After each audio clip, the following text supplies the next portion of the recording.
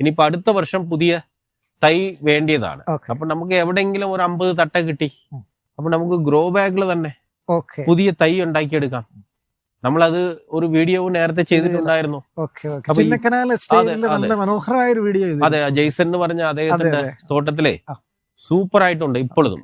അപ്പൊ ഇപ്പോഴും ആ ഒരു നഴ്സറി ആ ഒരു ഗ്രോ ബാഗിൽ തന്നെ വെക്കുന്നുണ്ട്.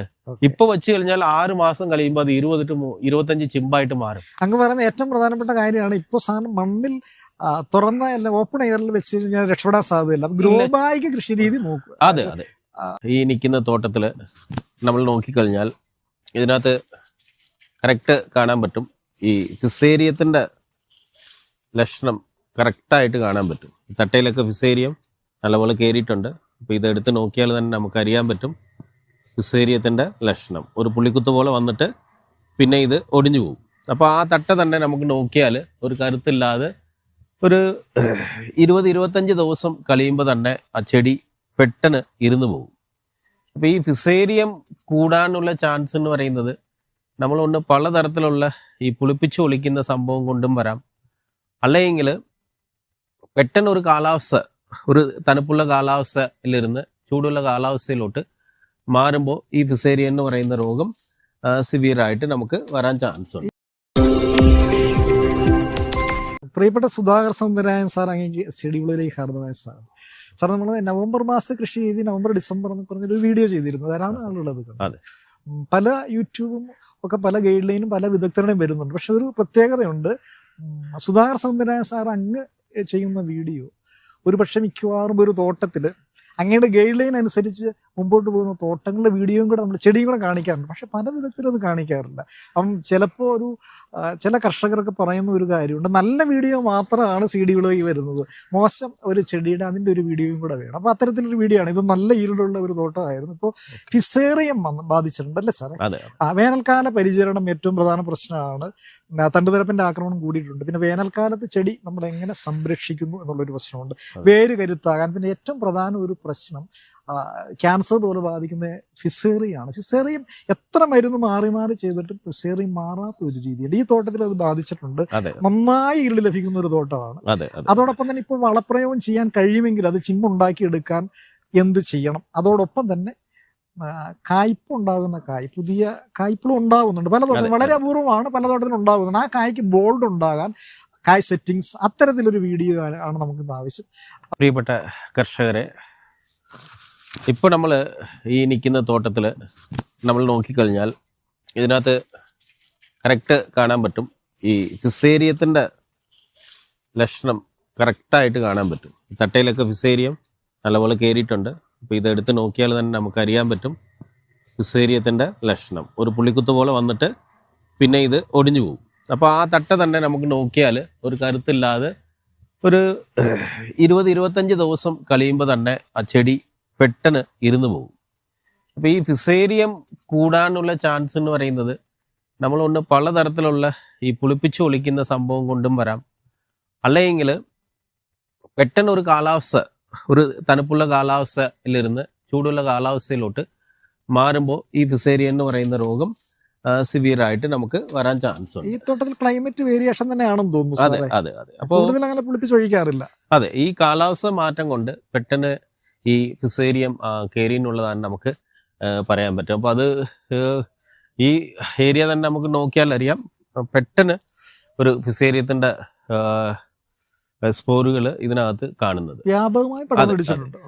അപ്പൊ അതിന് നിയന്ത്രിക്കാൻ നമ്മൾ ഇപ്പൊ ആദ്യം തന്നെ പെട്ടെന്ന് ഈ ഫിസേരിയ രോഗത്തിനെ നിയന്ത്രിക്കാൻ ഒരു നിയന്ത്രണ മാർഗങ്ങൾ നമ്മൾ ചെയ്തേ പറ്റത്തുള്ളൂ. അതിനിപ്പോ ഒരു ജൈവ രീതിയിലുള്ള മാർഗങ്ങൾ ചെയ്താൽ പെട്ടെന്ന് റിസൾട്ട് ഉണ്ടാവില്ല. അപ്പൊ ഈ ഫിസേരിയ എന്ന് പറയുന്ന രോഗം നമ്മൾ അറിയേണ്ട ഒരു സംഭവമാണ്. ഫിസേരിയ നമ്മളുടെ തോട്ടത്തിൽ വന്നു കഴിഞ്ഞാൽ ഒരിക്കലും അതിന് 100% നിയന്ത്രിക്കാനുള്ള മാർഗങ്ങൾ ഏതൊരു ഗവേഷണ കേന്ദ്രവും ഡെവലപ്പ് ചെയ്തിട്ടില്ല. അങ്ങ് പറഞ്ഞ ഏറ്റവും പ്രധാനപ്പെട്ട കാര്യമാണ്. പലരും 100% ഗ്യാരണ്ടി അല്ല. അങ്ങനെ ഇന്ന് പറഞ്ഞാൽ ഇത് പിന്നെയും സ്പോർ ഉണ്ടാകും. നമ്മളത് വരാതിരിക്കാനുള്ള ഈ ആദ്യം ഒരു ഫംഗിസൈഡ് കൊടുക്കുക, പിന്നെ മിത്രക്കുമിളുകൾ കൊടുത്തുകൊണ്ട് അതിനെ നശിപ്പിച്ച് കളയുക എന്നുള്ളതേ ഉള്ളൂ. അത് ഉണ്ടാകാതിരിക്കാനുള്ള മാർഗങ്ങൾ നോക്കുക. ഇപ്പൊ ഞാൻ ഈ തോട്ടം കണ്ടിട്ട് മനസ്സിലാക്കി ഇതിനകത്ത് പൊട്ടാസിന്റെ കുറവ് സിവിയറായിട്ട് കാണിക്കുന്നുണ്ട്. അവിടെ ഇവിടെയൊക്കെ പൊട്ടാസിന്റെ കുറവും കാണിക്കുന്നു. അതെന്താ സാർ അതിന്റെ ലക്ഷണം കാണുന്നത്? ഇപ്പോ നമുക്ക് പൊട്ടാസിന്റെ കുറവെന്ന് പറയുമ്പോൾ അടിയിലത്തെ ചില സമയത്ത് നമ്മൾ വാട്ടർ സാല്യൂബിൾ കൊടുക്കുമ്പോൾ അത് കാണിക്കുന്നില്ല എങ്കിലും ഇപ്പൊ ഈ പൊട്ടാസിന്റെ സൈഡ് ഇല ഇത് നോക്കിയാൽ ഇങ്ങനെയൊക്കെ വരും. ഇങ്ങനെയൊക്കെ സ്റ്റാർട്ടിങ് തുടങ്ങുന്നുണ്ടെങ്കിലും പൊട്ടാസിന്റെ കുറവ് കാണിക്കാറുണ്ട്. അപ്പോൾ പൊട്ടാസ് പെട്ടെന്ന് ഈ ചെടി വലിച്ചെടുക്കാൻ പറ്റാത്ത ഒരു സൈസിൽ വരുമ്പോൾ പെട്ടെന്ന് ഈ രോഗങ്ങൾ കയറി പിടിക്കാനുള്ള ഒരു ഇത് വരും. അപ്പൊ നമ്മൾ ചെയ്യേണ്ടത് എന്ന് വെച്ചാൽ എപ്പോഴും പൊട്ടാസ് വളങ്ങൾ നമ്മൾ കൊടുക്കുന്നത് നല്ലതാണ്. പിന്നെ ചെടി എപ്പോഴും ഹെൽത്തി ആയിരിക്കണം. അപ്പൊ ആ ഹെൽത്തി എന്ന് പറയുമ്പോൾ കാലാവസ്ഥ മാറി മാറി ഇരിക്കുന്നതുകൊണ്ട് നമ്മൾ അതിനുള്ള ഈ പെട്ടെന്ന് അതിനുള്ള ഈ ഒരു കായ്പിടുത്തം കുറയാൻ ചാൻസ് ഉള്ള സമയത്ത് അത് നോക്കിയിട്ട് നമ്മളിപ്പോൾ ഒരു അടുത്ത മരുന്നിലോട്ട് പോകാതെ ഈ രോഗം കണ്ട് ഒരു 10 ദിവസം അവിടെ ഇവിടെയൊക്കെ 1-2 തട്ടയിലെ കണ്ടെന്ന് പറഞ്ഞാൽ അന്നേരം തന്നെ ഇതിന് നിയന്ത്രിക്കാനുള്ള മാർഗങ്ങൾ ചെയ്യുക. നമ്മളത് ആരും ശ്രദ്ധിക്കാറില്ല. നമ്മൾ എപ്പോഴും ആ ഒരു 25 അല്ലെങ്കിൽ 30 ദിവസം അല്ല ഒരു 40 ദിവസം വരെ ഒരു മരുന്നടിക്കാനുള്ള സമയം വെയിറ്റ് ചെയ്യും. അപ്പോൾ ആ ഒരു 20-25 ദിവസം ഗ്യാപ്പിൽ ഈ ചെടിയിലെ ഈ ഫിസേരിയ രോഗം കയറി പിടിക്കും. അതിപ്പോ നമ്മളോട് തോട്ടത്തിൽ ഇല്ലെങ്കിലും തൊട്ടടുത്തുള്ള തോട്ടത്തിലുണ്ടെങ്കിലും ഒരു കാറ്റടിച്ചാൽ മതി. പെട്ടെന്ന് ആ കാറ്റ് കൂടി ഇത് പകരുന്ന ഒരു രോഗമാണ്. അപ്പൊ ഇത് നേരത്തെ നമ്മൾ ഏലത്തില് കുറവായിരുന്നെങ്കിലും ഇപ്പോ വർഷങ്ങൾ ഇത് ഒவ்வொரு വർഷങ്ങളാകും തോറും ഇത് കൂടിക്കൊണ്ടിരിക്കുകയാണ്. അങ്ങ് പറഞ്ഞ പ്രധാനപ്പെട്ട ഒരു കാര്യമുണ്ട്. ഒരു കർഷകന്റെ തോട്ടത്തില് ഊരൻ ഉണ്ടായിരുന്നു. ഊരൻ സിവിയറായി അടുത്ത മരുന്നടിക്ക് ആ സമയത്ത് മരുന്നടിക്കാനിരുന്നിട്ട് കംപ്ലീറ്റ് ആ തോട്ടത്തിൽ ഊരൻ വ്യാപിച്ചു. പക്ഷെ അങ്ങ് പറയുന്ന പോലെ കൃത്യസമയത്ത് തന്നെ അടിയന്തര പ്രാധാന്യത്തോടെ ആ മരുന്നടിച്ചത്. അപ്പോൾ നമ്മളത് ഇപ്പോ ഈ ഒരു രോഗം കണ്ടു, അതിനോടൊപ്പം തന്നെ ഈ പറഞ്ഞ പോലെ തന്നെ ഊരന് കാണുന്നുണ്ടെങ്കിൽ നമുക്കിപ്പോ ഈ വർഷം ഈ ഊരന്റെ ശല്യം സിവിയർ ആയിട്ട് ഉണ്ടാകാൻ ചാൻസ് ഉണ്ട്. അതുപോലെ തന്നെ വെള്ളിച്ചായുടെ ശല്യം സിവിയർ ആയിട്ട് ഇപ്പൊ തന്നെ പല സ്ഥലത്തും കാണുന്നുണ്ട്. വെള്ളിച്ചായുടെ അത് ഇപ്പൊ തന്നെ സ്റ്റാർട്ട് ചെയ്തു. ഊരന്റെ ശല്യം ഇപ്പൊ തന്നെ തുടങ്ങി. അതുപോലെ തന്നെ ഈ പറയുന്ന മണ്ടേരി അതും സിവിയർ ആയിട്ട് പല സ്ഥലത്തും കാണുന്നുണ്ട്. അത് വെച്ച് താമസിപ്പിക്കാൻ അപ്പോ ഈ ഫിസേരിയത്തെ നമ്മൾ ആദ്യം നിയന്ത്രിക്കാനുള്ള മാർഗങ്ങൾ എന്ന് പറയുന്നത് അതിനിപ്പോ മാർക്കറ്റില് ന്യൂ ജെൻ ആയിട്ടുള്ള ധാരാളം ഫംഗിസൈഡ് ലഭ്യമാണ്.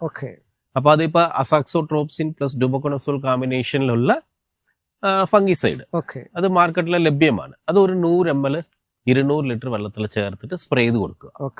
അതായത് ഈ പറയുന്ന കോണസോൾ കോമ്പിനേഷനിലുള്ള ഏത് ഫംഗിസൈഡ് ആയാലും അത് 100 ml മതി. ലിക്വിഡ് ആയിട്ടുള്ളത്, പൗഡർ ആയിട്ടുള്ളത് 200 ഗ്രാം ചേർത്താൽ മതി. അപ്പൊ നമ്മൾ നേരത്തെ ധാരാളം വീഡിയോ ചെയ്തിട്ടുണ്ടായിരുന്നു ടീസിങ് എന്ന് പറഞ്ഞിട്ട് നല്ല റിസൾട്ടാണ്. അത് കൊടുത്ത സ്ഥലങ്ങളിലൊക്കെ ഒരു ചെടി തന്നെ ഒരു 10-15 ദിവസം കഴിയും തന്നെ നല്ലപോലെ ഗ്രീൻ ആണ്.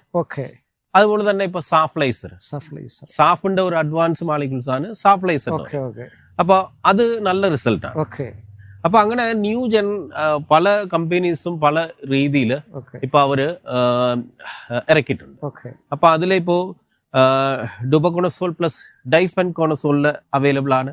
ഇതെല്ലാം കോണസോൾ ഇനത്തിലെ പെട്ടതാണ്. അപ്പൊ ഈ നേരത്തെ നമ്മൾ യൂസ് ചെയ്തുകൊണ്ടിരിക്കുന്ന കാർബൺഡിസം മാംഗസ് ഇപ്പൊ കാട്ടിലും കുറച്ചും കൂടി ഇത് അഡ്വാൻസ് മാളികളാണ്. അപ്പോ പെട്ടെന്ന് നമുക്ക് ആ ഫിസേരിയത്തിന് കൺട്രോൾ ചെയ്യാൻ പറ്റും. പക്ഷെ ഒരു പുള്ളിക്കുത്ത് വന്നു അതിന് ഒരിക്കലും കൺട്രോൾ ചെയ്യാൻ പറ്റില്ല. അപ്പൊ ആ തട്ടയിലുള്ള ആ തട്ട പോയ ശേഷം പുതിയ വരുന്ന ചിമ്പുകളിലെ തട്ടകളിൽ ഇത് ഉണ്ടാകാതിരിക്കും. അപ്പൊ നമുക്ക് ഏകദേശം ഒരു 25-30 ദിവസം മാത്രമേ നമുക്ക് ഈ പറയുന്ന ഇതിനുള്ള റിസൾട്ട് കിട്ടുന്നുള്ളൂ. പിന്നെ നമ്മൾ ഒരു പ്രാവശ്യം ഫംഗിസൈഡ് അടിച്ചു പിന്നെ അത് നോക്കാതെ ഇരുന്ന് കഴിഞ്ഞാൽ നമുക്ക് പ്രശ്നമാണ്. അപ്പോ ഒരു പ്രാവശ്യം നമ്മൾ ഫംഗിസൈഡ് കൊടുക്കുന്നുണ്ടെങ്കിൽ നമ്മൾ അടുത്ത പ്രാവശ്യം കൊടുക്കേണ്ടത് എന്താന്ന് വെച്ചാൽ ഇപ്പോ സൂഡോമോണാസ് ഒരു മിത്ര ബാക്ടീരിയ ഒരു 1/2 ലിറ്റർ 200 ലിറ്റർ വെള്ളത്തിൽ ചേർത്ത് നല്ലപോലെ കുളിപ്പിച്ച് സ്പ്രേ ചെയ്ത് കൊടുക്കുന്നുണ്ടെങ്കിൽ ഫിസേരിയത്തിന്റെ കൺട്രോൾ കിട്ടും. അത് എത്ര ദിവസം കഴിഞ്ഞ് കെമിക്കൽ കഴിഞ്ഞ് നമുക്ക് ഉപയോഗിക്കാം? അതെ, ഇപ്പൊ നമുക്കൊരു 10 ദിവസം ഗ്യാപ്പാണ്. 10 ദിവസം മതി. 10 ദിവസം ഗ്യാപ്പില് ഒരു വളം കൊടുക്കുന്നുണ്ടെങ്കിൽ അല്ലെങ്കിൽ ഒരു കീടനാശിനി കൊടുക്കുന്നുണ്ടെങ്കിൽ ഒരു 10 ദിവസം ഗ്യാപ്പ് സ്പ്രെയിൻ ചെയ്ത് കൊടുക്കുക. ഈവൻ ചോട്ടിലെ കൊണ്ട് പിടിക്കുന്നുണ്ടെങ്കിൽ അപ്പൊ പുതിയ പൂ ഉണ്ടാകും. ചൂടുള്ള സമയത്ത് തന്നെ കായ് സെറ്റിങ്സ് നല്ലപോലെ ഉണ്ടാകും. പ്രധാന ഒരു വിഷയമാണത്. അതെ അതെ. പിന്നെ നമുക്ക് അടുത്ത് ഒരു പ്രാവശ്യം നമ്മൾ സിവിയർ ആയിട്ട് ഇപ്പൊ ഒരു ഫസ്റ്റ് നമ്മൾ ഒരു ഫംഗിസൈഡ് കൊടുത്തപ്പോൾ ഒരു 50% കൺട്രോൾ ആയി. പിന്നെ അടുത്ത ഒരു ബയോ കൊടുക്കുമ്പോൾ ഒരു 70% കൺട്രോൾ ആകുന്നുണ്ടെങ്കിലും അടുത്ത് നമുക്ക് ഒരു ഫംഗിസൈഡ് കൊടുക്കുന്നത് നല്ലതാണ്. അത് കെമിക്കൽ തന്നെയാണ് ഉദ്ദേശിക്കുന്നത്. ആ ഒരു കെമിക്കൽ കൊടുക്കുക. അല്ലെങ്കിൽ നല്ല ചൂടാണെങ്കിൽ നമ്മൾ കെമിക്കൽ ഒഴിവാക്കിയിട്ട് ഈ സൂഡോമോണാസ് ഒരു പ്രാവശ്യം കൊടുക്കും. അടുത്ത പ്രാവശ്യം നമ്മൾ പൊട്ടാസ്യം സിലിക്കേറ്റ്. കഴിഞ്ഞ വർഷം നമ്മൾ വീഡിയോ ചെയ്തിരുന്നു, ഒരുപാട് കർഷകർ നല്ല റിസൾട്ട് പറഞ്ഞു. അതെ, അപ്പൊ അത് നമ്മളിപ്പോ പൊട്ടാസ്യം സിലിക്കേറ്റ് കറക്റ്റ് നമ്മളിപ്പോ അടുത്ത റൗണ്ട് കൊടുക്കുമ്പോൾ ഒരു ജനുവരി ലാസ്റ്റോ അല്ലെ ഫെബ്രുവരി ആകും. ഒരു പീക്ക് ചൂട് ഉണ്ടാകുന്ന സമയമാണ്. അപ്പൊ ആ സമയത്ത് നമ്മൾ ഇത് കൊടുത്തു കഴിയുമ്പോൾ ചെടിക്ക് ഈർപ്പമ്പും പിടിച്ചു നിർത്താൻ പറ്റും. പിന്നെ അതുപോലെ തന്നെ ഫിസേരിയത്തെ അത് കൺട്രോൾ ചെയ്യും. അതുപോലെ തന്നെ അതിൽ പൊട്ടാസ് ഉള്ളതുകൊണ്ട് കായ്ക്ക് നല്ല വലുപ്പമും കിട്ടും, ഷൈനിങ് ഉണ്ടാവും, നല്ല കായ്ക്ക് കളറും ഷൈനിങ് ഉണ്ടാവും. അപ്പൊ നമുക്ക് അല്പം കായ്ക്ക് വില ഉള്ളപ്പോ അത് ഈൽഡ് കൂട്ടാൻ നല്ലതാണ്. പിന്നെ ആ പൊട്ടാസ്യം സിലിക്കേറ്റിന്റെ ഒരു അഡ്വാൻറ്റേജ്, നമ്മൾ ഏത് കീടനാശിനി യൂസ് ചെയ്യുന്നുണ്ടെങ്കിലും ഈ സൈഫർ ക്ലോറി ഒഴിവാക്കിയിട്ട് ബാക്കിയുള്ള കീടനാശിനി കൂടെ അത് ചേർത്ത് സ്പ്രേ ചെയ്ത് കൊടുക്കുന്നത് ഏറ്റവും ബെസ്റ്റാണ്. അപ്പൊ അങ്ങനെ കൊടുക്കുന്നതുകൊണ്ട് നമുക്ക് ആ സമയത്ത് മൾട്ടി അഡ്വാൻറ്റേജ് ആണ്. അപ്പൊ ഒരു വളപ്രയോഗം നമുക്ക് കുറയ്ക്കാൻ പറ്റും. പിന്നെ ആ ഒരു ഗ്യാപ്പ് കിട്ടും. ഇപ്പൊ നമ്മള് ചോട്ടില് കുമ്മായം കളിക്ക് ഒളിക്കണോ അല്ലെങ്കിൽ നമുക്ക് ഒരു വളപ്രയോഗം ചെയ്യണമെങ്കിൽ അതിനുള്ള സമയം കിട്ടും. അപ്പൊ ആ സമയത്ത് നമ്മൾ പൊട്ടാസ്യം സിലിക്കേറ്റ് കൊടുത്തുകൊണ്ട് നമ്മൾ പിന്നെ ഇതിലോട്ട് മറ്റേ ബയോ പിന്നെ നമുക്ക് കൊടുക്കാം. അപ്പോൾ ചൂട് വരുന്നതോറും നമ്മൾ ഒരു പ്രാവശ്യം കൊണസോൾ ഇനത്തിൽപ്പെട്ട ഫംഗിസൈഡ് കൊടുക്കുക, ഒരു പ്രാവശ്യം ഈ പറയുന്ന പൊട്ടാസ്യം സിലിക്കേറ്റ് കൊടുക്കുക, ഒരു പ്രാവശ്യം സൂഡോമോണാസ് കൊടുക്കുക, പിന്നെ ബേസിലസ് സബ്സ്റ്റിൽസ് എന്ന് പറഞ്ഞ ഈ ബാക്ടീരിയ മാറി മാറി ഇത് കൊടുത്തു കഴിഞ്ഞാൽ. പക്ഷെ കണ്ടിന്യൂസ് ഒരിക്കലും ഫംഗിസൈഡിനാണ് കൊടുക്കാൻ ഒരിക്കലും പറയത്തില്ല. ഇങ്ങനെ മിത്രക്കുമിളുകൾ ഒരു ആദ്യത്തെ ഒരു സിവിയർ സ്റ്റേജിൽ ഫംഗിസൈഡ് കൊടുക്കുക, പിന്നീട് പൊട്ടാസ്യം സിലിക്കേറ്റും ഈ പറയുന്ന നമ്മൾ സൂഡോമോണാസും ബേസിലസ് സബ്സ്റ്റിൽസും മാറി മാറി കൊടുത്തു കഴിയുമ്പോൾ ഈ ഫീൽഡില് ഫിസേരിയ എന്ന് പറയുന്ന രോഗം തന്നെ ഇല്ലാതാക്കും. അപ്പൊ നമുക്ക് ഇങ്ങനെ മാറി മാറി കണ്ടിന്യൂസ് ആയിട്ട് കൊടുക്കുന്നതുകൊണ്ട് നല്ല റിസൾട്ടാണ്. അങ്ങനെയുള്ള ഒരു സംശയം ചോദിക്കാനുള്ളത്, ടെസ്റ്റിംഗ് ഭാഗത്തിലുള്ള ഈ ഫംഗിസൈഡ് അതിന്റെ കീടനാശിനിയുടെ കൂടെ തന്നെ ഉപയോഗിക്കാനുള്ള അഡ്വാൻറ്റേജ്. അതെ, കമ്പാറ്റബിൾ ആണ്. ഇപ്പോ മിക്കവാറും ഫംഗിസൈഡ്സ് കമ്പാറ്റബിലിറ്റി ഉള്ള ഇൻസെക്ടിസൈഡ് മാർക്കറ്റിൽ ലഭ്യമാണ്. അപ്പൊ അതാത് സമയം അനുസരിച്ച് നമ്മൾ കീടനാശിനികൾ ചേർക്കേണ്ടി വരും. ചില സമയത്ത് ഫംഗിസൈഡ് ഒഴിവാക്കേണ്ടത് വരും. ഇപ്പൊ ചൂടുള്ള സമയത്ത്, പ്രത്യേകിച്ച് ചൂടുള്ള സമയത്ത് ആരും ഫംഗിസൈഡ് ഫോക്കസ് ചെയ്യാറില്ല. അതിന് റിസൾട്ട് കുറവാണെന്നുള്ളതാണ് എല്ലാരും പറയുന്നത്. അപ്പൊ അത് ആവശ്യമുള്ളപ്പോ കൊടുക്കുക. അല്ലാത്ത സമയത്ത് നമ്മൾ ചെയ്യേണ്ടത് എന്ന് വെച്ചാൽ ഇതുപോലെ മിത്രക്കുമിളുകൾ കൊടുക്കുക. അപ്പൊ കൊടുക്കുമ്പോൾ നല്ല റിസൾട്ട് ഉണ്ടാവും. ഇപ്പൊ ബേസിലസ് സബ്സ്റ്റിൽസ്, ബേസിലസ് മെഗത്തീരിയം, സൂഡോമോണാസ്, ഇത് മൂന്നും ചേർത്ത് യൂസ് ചെയ്ത ഫീൽഡുകളിലൊക്കെ ചൂടുള്ള സമയത്ത് കായ് നല്ലപോലെ ഉണ്ടാകും. കെമിക്കലിനോടൊപ്പം ഒരിടവേളയിൽ നിർബന്ധമാണ് ചെയ്തിരിക്കണം.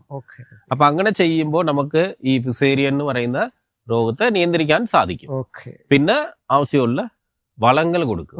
എന്താന്ന് വെച്ചാല് ഇപ്പോ പൊട്ടാസ് കുറവ് വരുമ്പോഴാണ് ഇത് കൂടാൻ ചാൻസ്. അപ്പോ നമ്മൾ ചെയ്യേണ്ടത് എന്താണ്? പൊട്ടാസ് ഈ പൊട്ടാസ് എന്ന് പറയുന്നത് ഇപ്പൊ SOP മാർക്കറ്റിൽ അവൈലബിൾ ആണ്, MOP അവൈലബിൾ ആണ്, വൈറ്റ് പൊട്ടാസ് അവൈലബിൾ ആണ്. അതുപോലെ തന്നെ ഈ പലതരത്തിലുള്ള MKP അവൈലബിൾ ആണ്. അപ്പൊ അങ്ങനെയുള്ള ഈവൻ പൊട്ടാസ്യം സോണേറ്റ് നല്ലതാണ്. നമ്മൾ ഈ പൊട്ടാസ്യം സോണേറ്റ് ഒക്കെ നേരത്തെ ചെയ്ത് നല്ല റിസൾട്ട് ആണ്.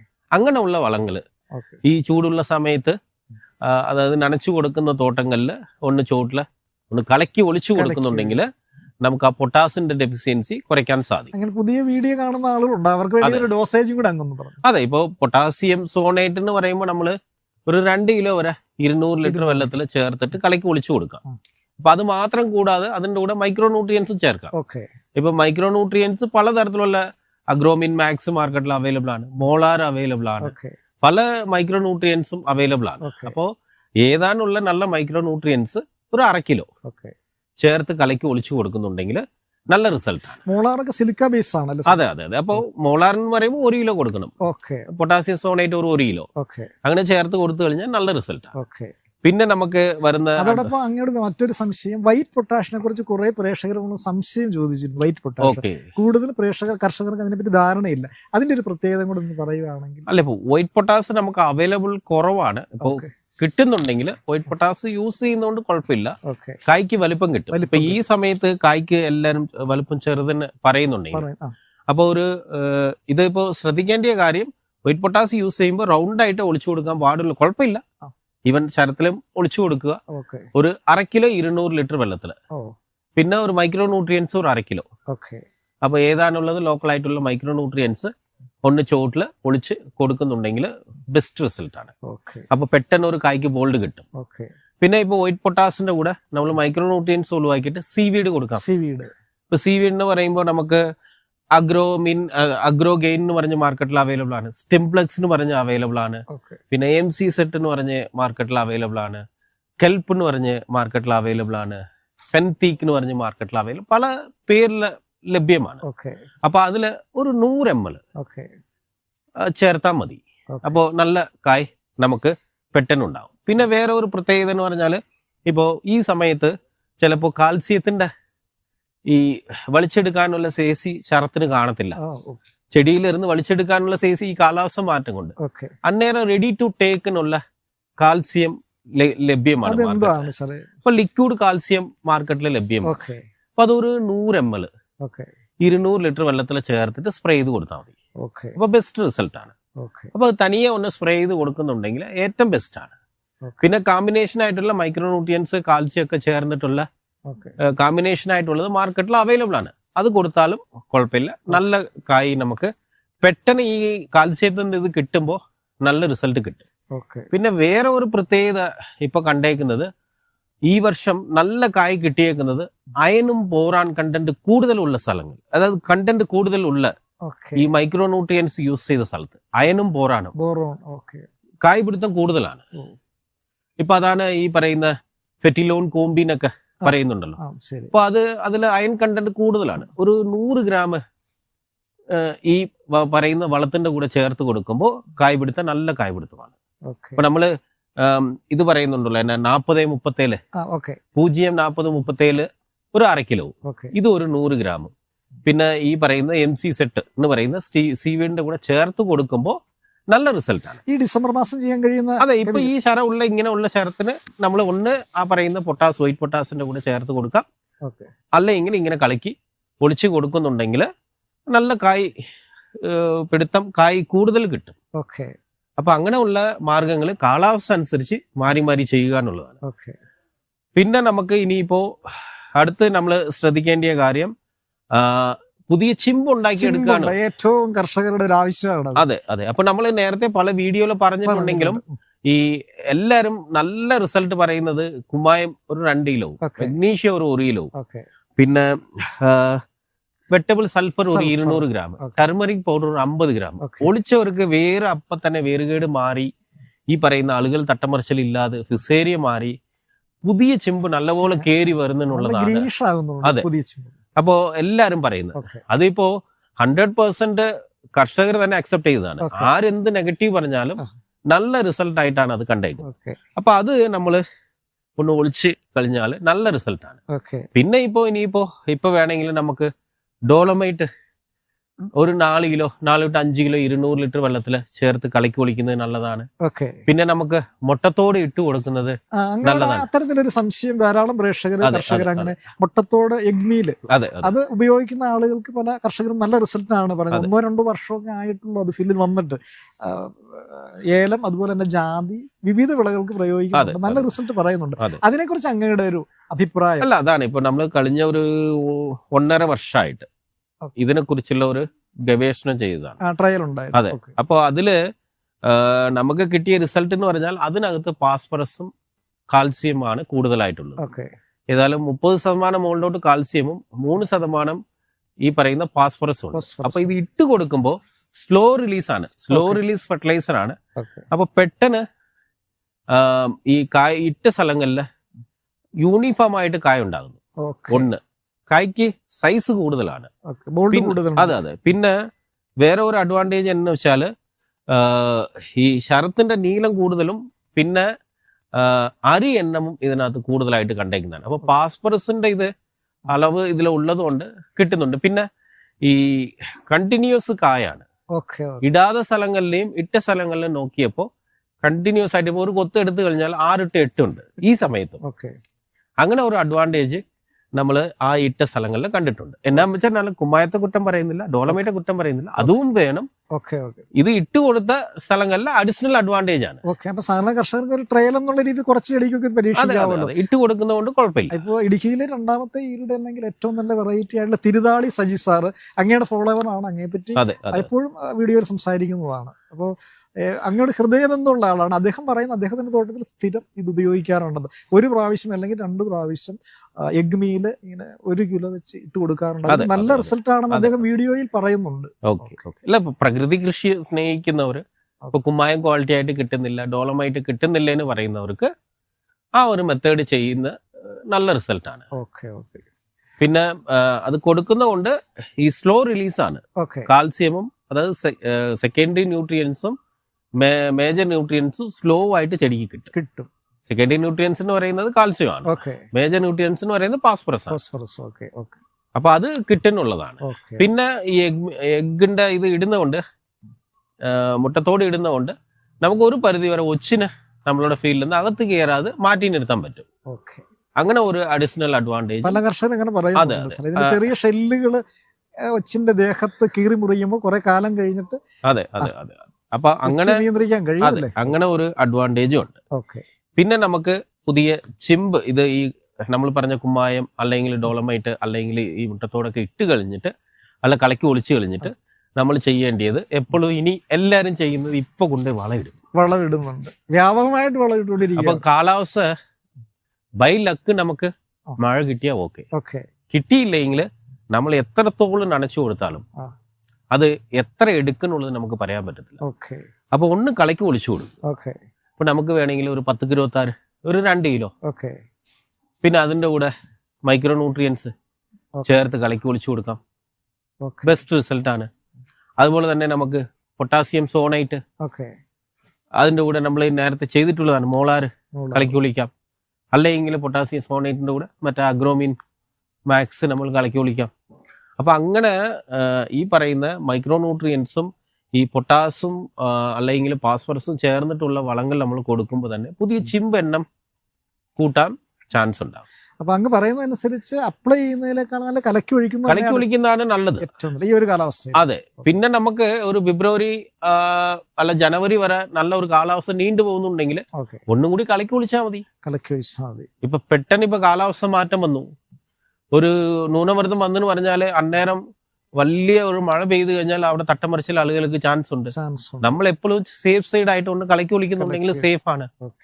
അല്ലെങ്കിൽ നല്ല ചൂടാണെങ്കിൽ ഇപ്പൊ കൊണ്ട് എല്ലാവരും റാക്ക് ഫാസ്ഫേറ്റ് ഇടുന്നുണ്ട്. അത് ഇട്ടിട്ട് നനച്ചു കൊടുത്താൽ എത്രത്തോളം വലിച്ചെടുക്കും നമുക്ക് പറയാൻ പറ്റും. അപ്പൊ അങ്ങനത്തെ ചെറിയ ചെറിയ മാറ്റങ്ങള് ഒന്ന് മാറ്റിക്കൊണ്ട് ഈവൻ ഈ വേപ്പിമണ്ണാക്ക് അതിൻ്റെ കൂടെ 10-26 കുറച്ച് നമുക്ക് വേണമെങ്കിൽ പച്ചച്ചാണകം ചേർത്ത് കളക്കി ഒളിച്ചു കൊടുക്കുന്നുണ്ടെങ്കിൽ ചെടി ബൂസ്റ്റപ്പ് ആകും. അങ്ങനത്തെ കാര്യങ്ങൾ ഒന്ന് ശ്രദ്ധിച്ച് ചെയ്താൽ ഏറ്റവും പ്രധാനപ്പെട്ട ഒരു കാര്യം, കാലാവസ്ഥാ നിരീക്ഷകർ നല്ല മഴ പ്രവചിക്കുന്നുണ്ടെങ്കിൽ പോലും നമ്മുടെ ഈ ഹൈ റേഞ്ച് പ്രദേശങ്ങളിൽ മഴ കുറവാണ്. മാങ്കളം പോലുള്ള പ്രദേശങ്ങൾ, നാടൻ പ്രദേശങ്ങൾ, കോതമംഗലം, അവിടെയൊക്കെ മഴയുണ്ടെങ്കിൽ പോലും ഹൈ റേഞ്ച് പ്രദേശങ്ങളിൽ കാര്യമായിട്ടുള്ള മഴ ഇതേ ലഭിച്ചിട്ടില്ല. പക്ഷെ കഴിഞ്ഞ വർഷക്കാട്ടിലും ചില ഏരിയയിൽ ഈ വർഷം കുഴപ്പമില്ല. പിന്നെ ഈൽഡ് നമ്മൾ ആ ചൂടുള്ള സമയത്ത് ഉണ്ടായ തട്ടയില് ഇപ്പോഴും അതിനുള്ള ഈ ഇതുണ്ട്, ക്ഷീണമുണ്ട് ചെടി. അത് എങ്ങനെയാന്ന് വെച്ചാൽ ഇപ്പോ നല്ല ഹെൽത്തി ആയിട്ടുള്ള ചിമ്പാണ്, ആ ചൂടുള്ള സമയത്തുണ്ടായ തട്ടയാണ്. പക്ഷെ 2 ശരം വന്നു, 3ാം 4ാമത്തെ ശരം വന്നിട്ടില്ല, അങ്ങനെ തന്നെ ഇരിക്കുക. അപ്പൊ അന്നേരം നമ്മൾ ചെയ്തത് എന്ന് വെച്ചാൽ ഈ പൊട്ടാസ്യം സിലിക്കേറ്റ് കളക്കി ഒളിച്ചു കൊടുത്താൽ പെട്ടെന്ന് നല്ല റിസൾട്ടാണ്. ഞാൻ നേരത്തെ ഒരു പുതിയ ഇത് പറഞ്ഞല്ലേ, കർഷകന്റെ ഒരു ഫീൽഡിൽ കണ്ടപ്പോ അയനും ബോറാണും ചേർന്നിട്ടുള്ള ഈ ന്യൂട്രിയൻസ് കൊടുത്തപ്പോ നല്ല കായ്പിടുത്തമാണ്. നെഗറ്റീവ് പറയുന്നുണ്ടെങ്കിലും ചിലപ്പോ ഇപ്പോ ഈ ഒരു 3 വർഷം 4 വർഷം പ്രളയം ഉണ്ടായ ഒരു ഇതുകൊണ്ട് അതിനകത്ത് അയണിന്റെ കുറവുണ്ട്. ഓക്കെ. നമ്മളത് ആരും ശ്രദ്ധിക്കാറില്ല. അയൺ ഡെഫിഷ്യൻസി ചില സ്ഥലത്ത് കാണുന്നുണ്ട്. എല്ലാം ഇമ്പോർട്ടന്റ് ഘടകമാണ്. എന്നു വെച്ചാൽ അത് റെഗുലർ ആയിട്ട് യൂസ് ചെയ്യാൻ ഒരിക്കലും പറയത്തില്ല. ആ സമയത്ത് കൊടുത്തപ്പോൾ നല്ല റിസൾട്ടാണ്. ഓക്കെ. അപ്പോൾ അങ്ങനെയുള്ള മാർഗങ്ങൾ നമ്മൾ ഈ പറയുന്ന ഒരു ഡിസംബറിൽ അല്ല ജനുവരിയിൽ മാക്സിമം പുതിയ ചിമ്പ് ഉണ്ടാക്കിയെടുക്കാൻ ശ്രമിക്കുക. ഓക്കെ. പിന്നെ അതിനോടൊപ്പം തന്നെ നമ്മൾ ശ്രദ്ധിക്കേണ്ടത് നിമായുരായുടെ ശല്യം ഇപ്പോഴും ഉണ്ട്. വേരുപുഴു ശല്യം ഇഷ്ടം പോലെ എല്ലാ സ്ഥലത്തും ഉണ്ട്. അപ്പൊ നമ്മൾ അതിനൊരു കോമ്പിനേഷനായിട്ട് കാർട്ടാഫ് ഹൈഡ്രോക്ലോറൈഡ് ഒരു 150 ഗ്രാമും പിന്നെ സൈഫർമെത്രീന് ഒരു 25 EC ഒരു 150 മില്ലിയും 200 ലിറ്റർ വെള്ളത്തിൽ ചേർത്തിട്ട് കളിക്ക് ഒളിച്ചു കൊടുക്കുന്നുണ്ടെങ്കിൽ അപ്പം തന്നെ നമുക്ക് നെമറ്റോഡും ഈ പറയുന്ന വേരുപുളുവും നിയന്ത്രിക്കാൻ സാധിക്കും. പിന്നെ നമുക്ക് അഡ്വാൻസ് ആയിട്ട് ഒരു കീടങ്ങൾ വരാതിരിക്കാൻ വേണ്ടിയിട്ട് നമുക്ക് വേണമെങ്കിൽ EPN ഒരു 200 ഗ്രാമും ഫെസ്ലോമൈസസ് ഒരു 200 ഗ്രാമും 200 ലിറ്റർ വെള്ളത്തിൽ ചേർത്തിട്ട് റൗണ്ടായിട്ട് കളിക്ക് ഒളിച്ചു കൊടുക്കുന്നുണ്ടെങ്കിൽ നമുക്കത് അഡ്വാൻസ് ആയിട്ട് തന്നെ ഈ പറയുന്ന ജൈവ രീതിയിൽ തന്നെ ഇതിനെ നിയന്ത്രിക്കാൻ സാധിക്കും. ഈ ഡിസംബർ കാലാവസ്ഥയിൽ ചെയ്യാം, ഒരു കുഴപ്പമില്ല. അഡ്വാൻസ് ആയിട്ട് കൊടുക്കുന്നത് എപ്പോഴും നല്ലതാണ്. സിവിയർ സ്റ്റേജ് അല്ലെങ്കിൽ മാത്രം അത് ചെയ്യാം. അതെ. സിവിയർ സ്റ്റേജ് ആകുമ്പോൾ നമ്മൾ ഒരു കെമിക്കൽ ഒരു 1-2 ചെടിക്ക് കണ്ടു അന്നേരം നമ്മൾ അത് ഉടനെ തന്നെ ഒരു ജൈവ രീതിയിലുള്ള മാർഗങ്ങൾ ചെയ്യാം. ഇപ്പൊ നീം ഓയിൽ യൂസ് ചെയ്യാം, നീം സോപ്പ് യൂസ് ചെയ്യാം, അല്ലെങ്കിൽ നീം സോപ്പ് പൊങ്കാമിയ സോപ്പ് ഒളിച്ചു കൊടുക്കാം. പിന്നെ നമുക്ക് വേണമെങ്കിൽ ഈ പറയുന്ന മിത്ര കുമിളുകൾ ഫെസ്ലമൈസസ് അല്ല പൊച്ചേനിയ ഗ്ലാമിഡ സ്പോറ എന്ന് പറയുന്ന ഇതെല്ലാം കൊടുക്കാം. അപ്പൊ അത് കൊടുക്കുന്ന കൊണ്ട് നമുക്ക് ഈസി ആയിട്ട് നിയന്ത്രിക്കാൻ പറ്റും. പിന്നെ നമുക്ക് ഇനിയിപ്പോ എല്ലാവർക്കും ഉള്ള ഒരു സംശയം, നമുക്ക് എപ്പോ വേണമെങ്കിലും നമ്മൾ ആൾറെഡി ചെയ്തതാണ്, ഇനിയിപ്പോ അടുത്ത വർഷം പുതിയ തൈ വേണ്ടിയതാണ്. അപ്പൊ നമുക്ക് എവിടെയെങ്കിലും ഒരു 50 തട്ട കിട്ടി, അപ്പൊ നമുക്ക് ഗ്രോ ബാഗിൽ തന്നെ പുതിയ തൈ ഉണ്ടാക്കിയെടുക്കാം. നമ്മളത് ഒരു വീഡിയോ നേരത്തെ ചെയ്തിട്ടുണ്ടായിരുന്നു. മനോഹരമായ ഒരു വീഡിയോ. അതെ, ജെയ്സൺ എന്ന് പറഞ്ഞ അദ്ദേഹത്തിന്റെ തോട്ടത്തിലെ സൂപ്പർ ആയിട്ടുണ്ട് ഇപ്പോഴും. അപ്പൊ ഇപ്പോഴും ആ ഒരു നഴ്സറി ആ ഒരു ഗ്രോ ബാഗിൽ തന്നെ വെക്കുന്നുണ്ട്. ഇപ്പൊ വെച്ച് കഴിഞ്ഞാൽ 6 മാസം കഴിയുമ്പോൾ അത് 20 to 25 ചിമ്പായിട്ട് മാറും. അങ്ങ് പറയുന്ന ഏറ്റവും പ്രധാനപ്പെട്ട കാര്യമാണ്. ഇപ്പൊ സാധനം മണ്ണിൽ തുറന്ന ഓപ്പൺ എയറിൽ വെച്ച് കഴിഞ്ഞാൽ രക്ഷപ്പെടാൻ സാധ്യതയില്ല. ഗ്രോ ബാഗ് കൃഷി രീതി നോക്കുക. അതെ. ചൂട് കൂടുതലാണല്ലോ.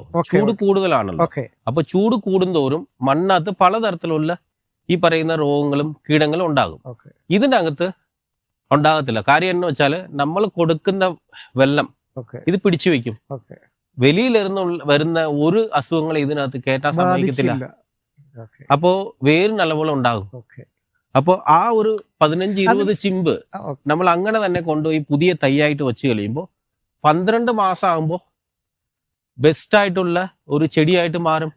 ഒരു 50 to 60 ചിമ്പാകും. ഒരു 14-16 മാസം ആകുമ്പോൾ ഫസ്റ്റ് കായ എടുക്കാൻ സാധിക്കും. 12-13 മാസം കഴിയുമ്പോൾ തന്നെ നമുക്ക് കായ എടുക്കാം. ജൂൺ മാസം വെക്കുമ്പോൾ ഒരു സാധാരണ അല്ലെങ്കിൽ നഴ്സറിയുടെ വളർച്ച ഡിസംബർ മാസത്തിൽ പ്ലാൻ ചെയ്താലും നമുക്ക് ഉണ്ടാക്കിയെടുക്കാം. അതിന്റെ രീതിയും കൂടെ അങ്ങ് ലളിതമായിട്ടൊന്ന് പറഞ്ഞു. അല്ലെ, സിമ്പിൾ ആയിട്ട് നമ്മൾ എടുക്കുക. നമ്മളിപ്പോ ഒരു ഗ്രോ ബാഗില് ഇപ്പൊ നമുക്കൊരു 10 തൈ കിട്ടി. നമ്മൾ ഒറ്റ തട്ട വെച്ചാൽ മതി. ഈ പറയുന്ന 10, 15 അല്ല 3, 4 വയ്ക്കുന്ന ഞാൻ പറയുന്നു. ഒരു ഗ്രോ ബാഗില് നമ്മള് കുറച്ച് ചാണകം, കുറച്ച് ചുമന്ന കളർ മണ്ണ്, പിന്നെ നമ്മളോട് സ്ഥലത്തുള്ള മണ്ണ്, അതിന്റെ കൂടെ വാം ഒരു ഗ്രോ ബാഗിന് ഒരു 25 ഗ്രാം, പിന്നെ ട്രൈക്കോഡെർമ പൗഡർ ഉണ്ടെങ്കിൽ അത് ഒരു 10 ഗ്രാം. അതെ. പിന്നെ നമുക്ക് സൂഡോമോണാസ് ഒരു 10 ഗ്രാം. ഇതെല്ലാം മിക്സ് ചെയ്തിട്ട് അത് അങ്ങനെ തന്നെ ആ കവറിനകത്ത് നിറയ്ക്കുക. നിറച്ചിട്ട് നമുക്ക് ഹെൽത്തി ആയിട്ടുള്ള തട്ട. ഇല്ല ഇപ്പൊ നമുക്ക് ഈ ചൂടുള്ള കാലാവസ്ഥ പിടിച്ചു നിർത്താനുള്ള തട്ടകള് പല സ്ഥലത്തും നമുക്ക് കിട്ടുന്നുണ്ടെങ്കിൽ അതായാലും കുഴപ്പമില്ല. ഇപ്പൊ കുടക് സുഹാസിനി, അതുപോലെ തന്നെ ബൊമ്പി ഉണ്ട്, പിന്നെ പല വെറൈറ്റീസ് ICRI 5, ICRI 10 പറയുന്നുണ്ടെങ്കിൽ ആ തട്ടയെടുത്ത് നമ്മൾ ഇത് വെക്കുക. വെച്ചിട്ട് 2 കമ്പ് വെച്ച് അത് കെട്ടിക്കൊടുക്കും. നമ്മളത് ചെയ്തേക്കുന്നത് എങ്ങനെയാന്ന് വെച്ചാൽ അവിടെ ഒരു മുകളിൽ ഒരു സപ്പോർട്ടും കൂടി കൊടുക്കും. പിന്നെ ഗ്രീൻ നെറ്റ് വെച്ച് കവർ ചെയ്യും. അപ്പോൾ ഗ്രീൻ നെറ്റ് വെച്ച് കവർ ചെയ്തിട്ട് ഇതിന് ഒരു 15 ദിവസം കൂടുമ്പോൾ നനച്ചു കൊടുക്കും. ആ 15 ദിവസം കൂടുമ്പോൾ നനച്ചു കൊടുക്കുമ്പോൾ നമ്മൾ ചെയ്യുന്ന ഒരു മെത്തേഡ് എന്നു വെച്ചാൽ നനച്ചു കൊടുക്കുന്ന കൂട്ടത്തിൽ തന്നെ ഒരു 200 ലിറ്ററിന് ഒരു 1/2 ലിറ്റർ തൈര് ചേർത്ത് സ്പ്രേ ചെയ്ത് കൊടുക്കും. അതെന്താ സാർ അതിന്റെ ഒരു ഗുണം? അപ്പൊ അത് കൊടുക്കുന്ന കൊണ്ടല്ലോ അതിന്റെ ഗുണം എന്നാന്ന് വെച്ചാൽ ഈ ചൂടുള്ള സമയത്ത് ഈ തൈരിനകത്ത് ലാക്റ്റിക് ആസിഡ് ബാക്ടീരിയ ഉണ്ട്. ലാക്റ്റിക് ആസിഡ് ബാക്ടീരിയ ഇലകളിൽ കയറി ഇരുന്നിട്ട് ഒരു തണുപ്പ് പോലുള്ള ഒരു ഇത് ഉണ്ടാക്കിയെടുക്കും. അപ്പൊ പെട്ടെന്ന് ബൂസ്റ്റപ്പ് ആകും ചെടി. ഇപ്പൊ അകത്ത് നമ്മൾ ചെന്ന് കഴിഞ്ഞാൽ തന്നെ ഒരു സീസൺ സമയത്തിൽ എങ്ങനെ ഒരു മിസ്റ്റ് നമ്മൾ ഇട്ടിട്ടുണ്ടെങ്കിലും എങ്ങനെ ഈ വെള്ളം കൊടുത്ത സ്ഥലത്ത് എങ്ങനെ ഉണ്ടാകും അതുപോലെ ഒരു ഫീലിംഗ് ഉണ്ടാകും. നല്ല ഒരു കൂളിംഗ് ആയിരിക്കും. ആ ഒരു 25 ഡിഗ്രി ടെമ്പറേച്ചർ ഉണ്ടാകും. 75% റിലേറ്റീവ് ഹ്യൂമിഡിറ്റി ഉണ്ടാകും. അപ്പൊ അങ്ങനെ വരുമ്പോൾ നമുക്ക് പലതരത്തിലുള്ള അസുഖങ്ങളും കുറയും. അപ്പൊ അതിപ്പോ നഴ്സറിക്ക് മാത്രമല്ല. ഇപ്പൊ അങ്ങനെ നമ്മൾ പിന്നെ ഒരു 20 ദിവസം ഞാൻ ഇത് തീർന്നിട്ട് പറയും. പിന്നെ ഒരു 20 ദിവസം കഴിയുമ്പോൾ നമ്മൾ ചെയ്യേണ്ടത് എന്നു വെച്ചാൽ ഒരു വേണമെങ്കിൽ ഒരു 10-26 അല്ല ശകലം ഫാക്ടം പാസോ ഇല്ല ശകലം DAPയോ അല്ല DAP പൊട്ടാസോ ചേർത്ത് കൊടുത്താൽ മതി. ഇപ്പോൾ എങ്ങനെയാന്ന് വെച്ചാൽ ഒരു 20 ഗ്രാം അല്ല ഒരു 25 ഗ്രാം 10-26 അല്ലെങ്കിൽ DAPയും MOPയും ചേർന്നിട്ടുള്ളത്. അതിന്റെ കൂടെ ഒരു 100 ഗ്രാം നീം കേക്കും ചേർത്ത് ഇട്ട് കൊടുത്തു കഴിഞ്ഞാൽ ഒരു ഗ്രോ ബാഗിൽ ഇട്ട് കൊടുത്തു കഴിഞ്ഞാൽ ചിമ്പ് നല്ലപോലെ ആകും. പിന്നെ നമ്മൾ ഏലത്തിന് ചെയ്യുന്ന എല്ലാ വളങ്ങളും നമ്മൾ ചെയ്യുന്ന സമയത്ത് അതിന് കൊടുത്താലും ഒരു കുഴപ്പമില്ല. ഇപ്പോൾ വാട്ടർ സാല്യുബിൾ 19 ആയിക്കോട്ടെ, CN ആയിക്കോട്ടെ, 13-45 ആയിക്കോട്ടെ. പക്ഷെ നമ്മൾ ഉറപ്പ് വരുത്തേണ്ടത് ഈ മണ്ണ് 3 ആയിട്ട് മിക്സ് ചെയ്യുമ്പോൾ തന്നെ നമ്മൾ കുമ്മായ ഇട്ട് 15 ദിവസം വയ്ക്കണം. ഏറ്റവും പ്രധാനപ്പെട്ട ഒരു കാര്യമാണ്. അതൊരു കാര്യം നേരത്തെ ഞാൻ പറയാൻ വിട്ടുപോയത്. അപ്പൊ ഇട്ട് മിക്സ് ചെയ്ത് വെച്ചിട്ട് ഈ ഗ്രോ ബാഗിൽ നിറയ്ക്കാൻ പാടുള്ളൂ. 15 ദിവസം കഴിയുമ്പോഴാണ് പിന്നെ ഇത് ചെയ്യേണ്ടത്. അപ്പൊ അതൊരു ഇമ്പോർട്ടന്റ് ഘടകം എന്ന് പറഞ്ഞാൽ നമ്മൾ ഒരു ഇത് വച്ച് കഴിഞ്ഞിട്ട് പിന്നെ ഒളിക്കുന്നതിനെക്കാട്ടിലും ആദ്യം തന്നെ മിക്സ് ചെയ്ത് വെക്കുക. മിക്സ് ചെയ്തിട്ട് ഇത് വെച്ച് കഴിഞ്ഞാൽ നല്ല റിസൾട്ടാണ്. അപ്പൊ അങ്ങനെ നമ്മള് ഈ ബാക്കിയുള്ള കാര്യങ്ങൾ, രോഗങ്ങളെ നിയന്ത്രിക്കാനുള്ള കാര്യങ്ങൾ, കീടങ്ങളെ നിയന്ത്രിക്കാനുള്ള കാര്യങ്ങൾ ലൈറ്റായിട്ട് നമ്മൾ ചെയ്യുന്നത് പോലെ തന്നെ ചെയ്തു കഴിഞ്ഞാൽ കറക്റ്റായിട്ട് നമുക്ക് ഒരു 6 മാസം കഴിയുമ്പോൾ 20 ചിമ്പായിട്ട് കിട്ടും. അത് നമ്മൾ അടുപ്പിച്ച് തന്നെ വെക്കാം. ഒരു 10 സെന്റ് സ്ഥലമുള്ളവർ നമുക്ക് അതിൽ തന്നെ എത്ര തട്ട ഉണ്ടാക്കിയെടുക്കാൻ പറ്റും? 10 സെന്റ് ഉണ്ടെങ്കിൽ ഏകദേശം ഒരു 500 തട്ടയെങ്കിലും നമുക്ക് ഉണ്ടാക്കിയെടുക്കാൻ പറ്റും ഈ ചെറിയ ഇങ്ങനെ ഗ്രോ ബാഗിൽ നമ്മൾ വെക്കുന്നുണ്ടെങ്കിൽ. അതെ അവർ ഉത്പാദിച്ചെടുക്കുന്നത്. അവർ പിന്നെ മരത്തിന്റെ തണലിനാണ് വെച്ചേക്കുന്നത്. ഇപ്പൊ ഓപ്പൺ ഏരിയ ആകുമ്പോൾ അല്ല വീടിന്റെ അടുത്ത് തന്നെ. ഇപ്പൊ സ്ത്രീകൾക്ക് തന്നെ ഇത് ഈസി ആയിട്ട് ചെയ്യാനുള്ളതാണ്. ഇപ്പൊ എല്ലാവർക്കും ഈ പറയുമ്പോൾ ജൂൺ ആകുമ്പോൾ തട്ട ആവശ്യമാണ്. അപ്പോ നമുക്കും ആവശ്യമാണ്, ബാക്കിയുള്ളവർക്ക് ആവശ്യം ഉണ്ടെങ്കിൽ അത് ഉണ്ടാക്കി നമ്മൾ കൊടുക്കുക എന്നുള്ളതാണ്. നല്ലൊരു വരുമാന മാർഗം കൂടിയാണ്. ഒരു വരുമാന മാർഗം കൂടിയാണ്. അപ്പൊ അങ്ങനെ ഒരു മോഡല് നമ്മൾ ചെയ്യുന്ന കൊണ്ടുള്ള ഒരു അഡ്വാൻറ്റേജ് എന്ന് പറഞ്ഞാൽ വേര് പെർഫെക്റ്റ് ആണ്. വേറെ കീടങ്ങളോ രോഗങ്ങളോ ഒന്നും കയറുന്നില്ല. അത് എടുത്തു വയ്ക്കുമ്പോ തന്നെ ആ തൈയില് യാതൊരു തരത്തിലുള്ള ഒരു പ്രശ്നങ്ങളും ഇല്ല. അപ്പൊ ചെടി ബൂസ്റ്റപ്പ് ആകും. നമ്മളിപ്പോ ഒരു തട്ട് സെലക്ട് ചെയ്യുമ്പോൾ ആ തട്ടയിലെ രോഗങ്ങളോ കീടങ്ങളോ ഉണ്ടെങ്കിൽ അത് നോക്കിയിട്ട് സെലക്ട് ചെയ്യാൻ പാടുള്ളൂ. അത് ആരും ശ്രദ്ധിക്കാറില്ല. തട്ട കിട്ടി അങ്ങനെ തന്നെ എടുത്തു വെക്കുന്നു. അപ്പൊ അത് അങ്ങനെ ചെയ്യുന്ന മെത്തേഡ് ബെസ്റ്റ് മെത്തേഡായിട്ടാണ് കണ്ടേക്കുന്നത്. അവർക്ക് ആളുകളോ തട്ടമറിച്ചലോ ഈ പറയുന്ന 2-3 വർഷങ്ങളായിട്ട് നമ്മൾ നോക്കുന്നുണ്ട്. കുറവാണ്. നേരത്തെക്കാട്ടിലും പ്രശ്നങ്ങൾ ഉണ്ടായിരുന്ന അതെല്ലാം മാറിയപ്പോൾ നല്ല റിസൾട്ടാണ്. അപ്പൊ അങ്ങനെ ഗ്രോ ബാഗ് മെത്തേഡ് നമുക്ക് ഈ കാലാവസ്ഥ മാറ്റം കൊണ്ട്, അല്ലെങ്കിൽ നമുക്ക് ഇപ്പോൾ ആവശ്യമുള്ള സ്ഥലമുണ്ട്, കുഴപ്പമില്ല, ചെയ്യാം. ഇങ്ങനെ കാലാവസ്ഥ മാറ്റം കൊണ്ട് ഗ്രോ ബാഗിലെ നഴ്സറി ഏത് കാലാവസ്ഥയിൽ വേണമെങ്കിലും ചെയ്യാം. നമുക്ക് ആവശ്യമുള്ള തട്ടയിൽ ഉണ്ടാക്കി 100% ഉറപ്പാണ്.